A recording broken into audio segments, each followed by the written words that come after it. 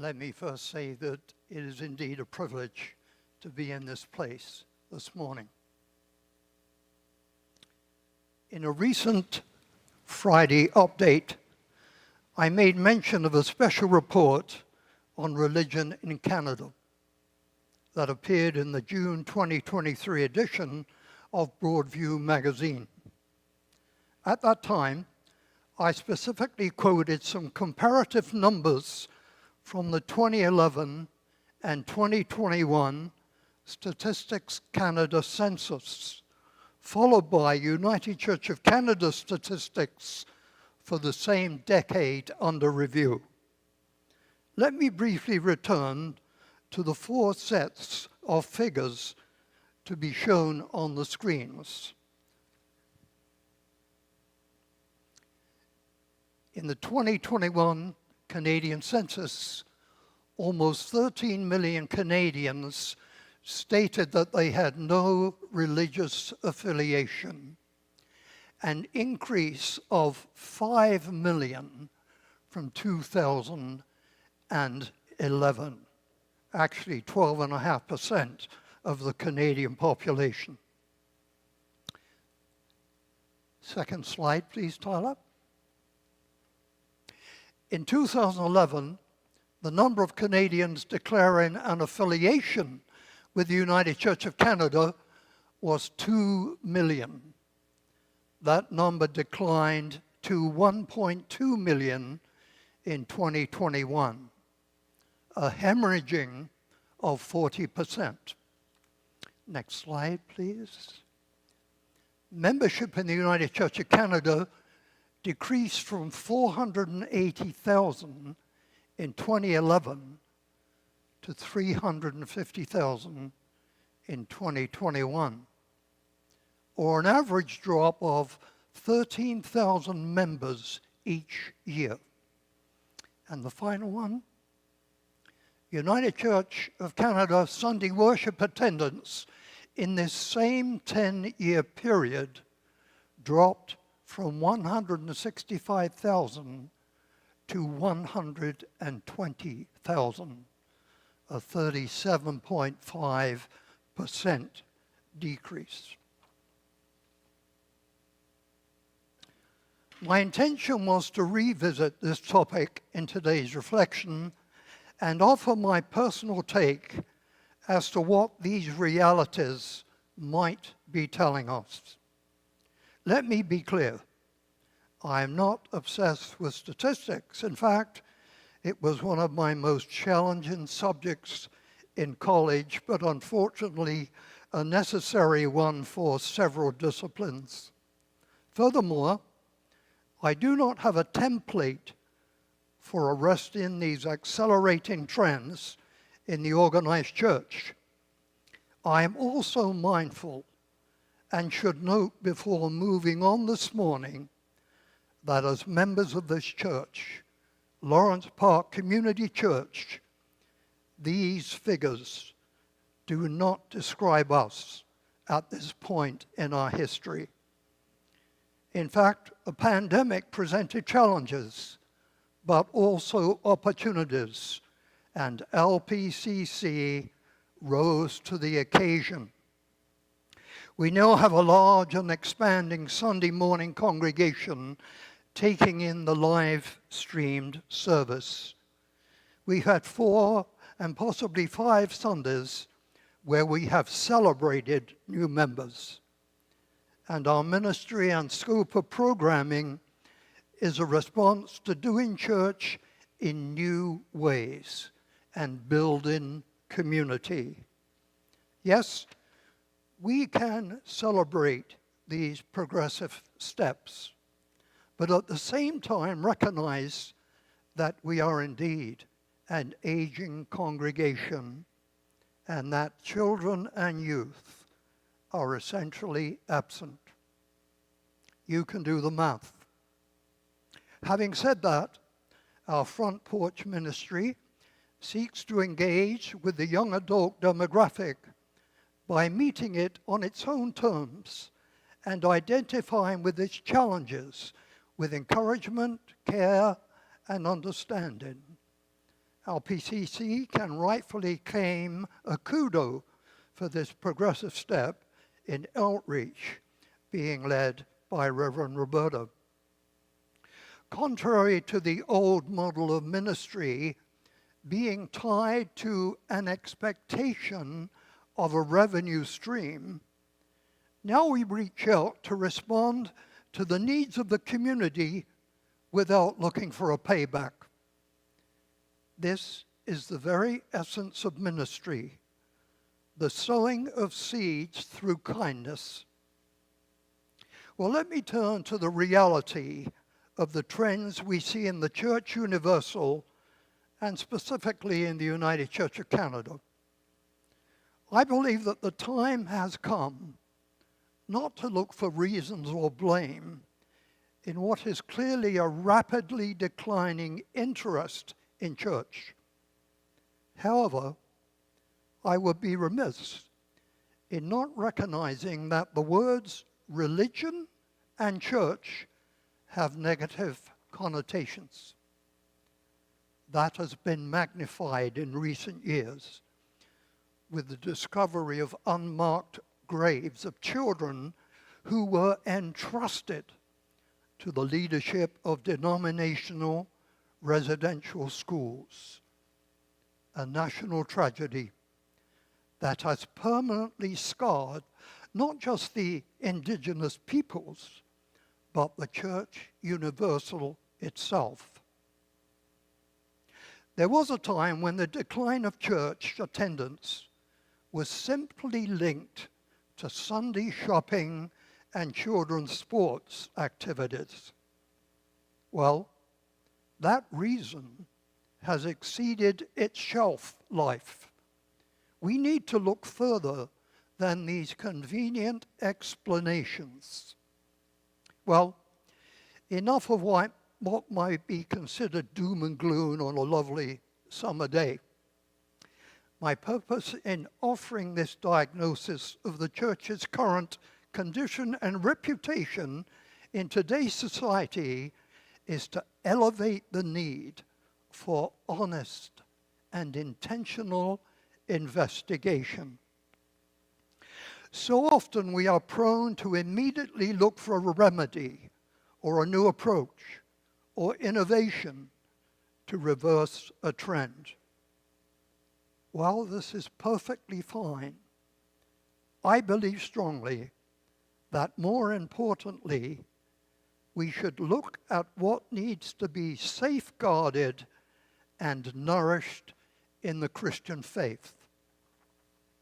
To get to the heart of the matter, I want to speak to what I have seen and experienced over my years of ministry. It can be captured in a crucial question that I have tried to keep in constant focus. How relevant is the church today? Let me attempt to answer the question by turning to the Gospel of Matthew that Marilyn read from earlier. This is a rich and pivotal narrative that never loses its currency. It is Jesus at his best, and if I may say so, at his cleverest. Whereas the passage is usually preached on with the emphasis on Peter declaring that Jesus was the Christ, my focus this morning will be to elaborate only on Jesus' questioning. On one of his travels with the disciples, Jesus asked two questions. He first asked them, "Who do people say that I am?" Or, "What's the gossip out there?" This was really an easy question because it did not require a personal response. Notice how quickly the disciples responded with answers they probably thought Jesus was expecting to hear. Some say John the Baptizer, others say Elijah, and still others, Jeremiah or one of the prophets. They imagined that these identities would be pleasing to him. Well, with the easy question out of the way, we can understand that they felt a sense of relief, at least for a moment. Jesus then followed up with what was a real burning issue for him. Who do you say that I am? The change in the disciples' comfort level was palatable. Their eager voices were instantaneously replaced with hesitation and a deafening silence. The confidence with which they offered the description of Jesus that they had heard from others was exchanged for an uncertainty of their own understanding of him. I respectfully suggest that most, if not all of us, intersect with the gospel. We can identify with the disciples' uncertainty and their reluctance to answer the question. It could be also outside our comfort zone. Well, I want to pause here and freeze frame this scene from 2,000 years ago and fast forward it to today. I believe that the personal question on which the disciples stumbled is as relevant and perhaps more vital to you and me today than in its historical context. Would it be fair to say that we may well stumble on this question? Do we rely on that often quoted statement that our Christian persuasion is purely a private matter? Are we able to speak about him in our regular conversation? Or is it simply the evangelical church that gets excited and animated about the person Jesus? The naming of Jesus is pervasive on a Sunday morning such as this. As we hear the gospel message, enter into prayer, and sing of his love and saving power. This morning is no exception when, in our opening hymn, we spoke of Jesus as fairest, as one who we cherish, and one that we honor. Does that devotion lead us to tell others of our experience? I think we all know that the gospel was never meant to be privatized, but to be lived and shared. Let me be clear that this is not an imperative to proselytize and tell others that we hold the truth. What we hold, friends, is our truth, in that it is only the Christian faith that is built around Jesus, who became the Christ, just one of many faith expressions. Our mission is not to evangelize the world. We have seen the disastrous results of that misjudged missionary zeal, where rich cultures and spiritualities have been destroyed.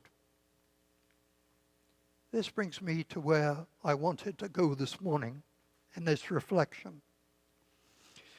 In these final years of my ministry, I've come to the conclusion, along with many others, that the days are over of expecting more pews or seats to be occupied on a Sunday morning. The church is no longer in the context of a Field of Dreams movie where if we build it, they will come. No. Yes, there are exceptions and new ways of being church that are showing results. LPCC being one of those progressive and successful congregations. But for me, and as naive that it may sound to you this morning, the centrality of the person Jesus in what is his church will never change and is non-negotiable. Our whole raison d'etre is built around the teachings and ministry of Jesus. That lies at the very heart of who and what the church is and was meant to be. Jesus' teachings represent the ultimate humanity, his example of unconditional love, his passion and compassion, and his acceptance of all people. Yes, that is a very tall order. And when we are honest with ourselves, we admit that we and the church fall short of that high bar in our being and our doing. It is the gospel and its proclamation that acts as a catalyst, a model to encourage us to live in right relationships, which in turn calls us to love our neighbor. And in the words of the prophet Micah, show kindness, seek justice, and live humbly. It is the gospel that is a constant fountain of grace in living the authentic life.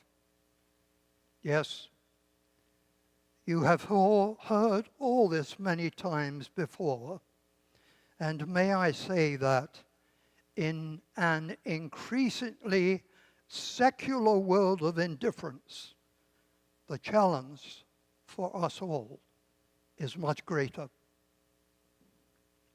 When Jesus asked these questions of his disciples all those years ago, he was concerned with what we today call succession planning. Were there any, when he was gone, who would carry on the work of the building of God's realm?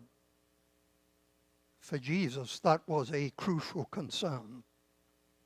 Today, the mantle has been passed down to us. We have inherited an overwhelming responsibility in that we are the Church of Jesus Christ in a vastly different, challenging, cruel, and complex world.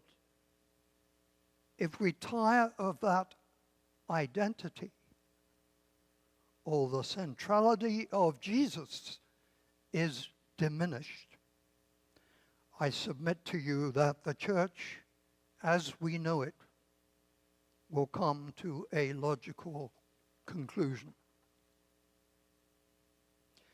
I recall a few years ago on my way driving to work, I stopped at a red light. Well, actually, I stop at all red lights.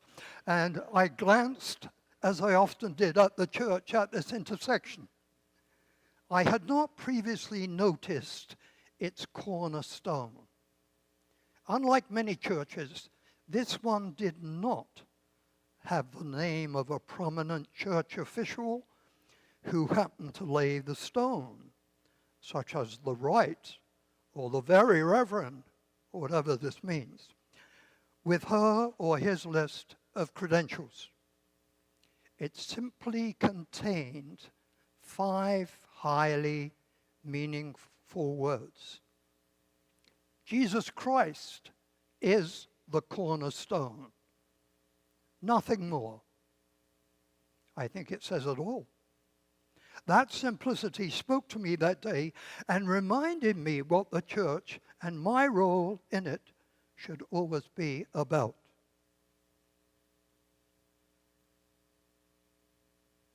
I trust that you have been similarly challenged this morning as we have revisited that unchanging cornerstone of our church, Jesus Christ. He is a constant beacon of light to show us his way. That same Jesus calls us to follow him. The question as to the relevance of the church today very much depends on the extent to which we are prepared to make him known. One last thought to leave with you. Knowing about Jesus is not the same as knowing him. One concerns facts, and the other calls for a relationship. Amen.